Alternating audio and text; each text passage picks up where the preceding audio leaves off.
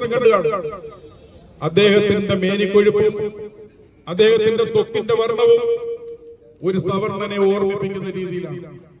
നിങ്ങൾ ആലോചിച്ച് നോക്കൂ, ആന്ധ്രാപ്രദേശിലെ പട്ടികവർഗക്കാരനാണെങ്കിൽ കണ്ണൂരിൽ വന്ന് അദ്ദേഹം ഒരു സവർണനായി ജീവിക്കുകയാണ്.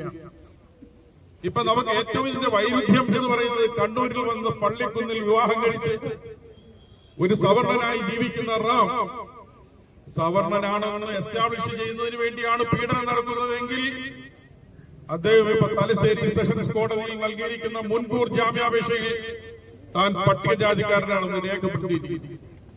അപ്പൊ രക്ഷപ്പെടാൻ വേണ്ടി പട്ടികജാതി എന്ന ബ്രാൻഡ് ഇപ്പൊ റാം ഉപയോഗിക്കുകയാണ്. അപ്പൊ തന്നെ നമുക്കറിയാം, ഇത്രയും ഫ്രോഡായിട്ടുള്ള ഒരാൾ ഈ പീഡനങ്ങൾക്ക് നേതൃത്വം കൊടുക്കുമ്പോ പോലീസ് അട്രോസിറ്റീസ് ആക്ട് നിലനിൽക്കുമോ എന്ന് ചോദിക്കുമ്പോൾ ഇത് ആരുടെ ഉത്തരവാദിത്തമാണ്?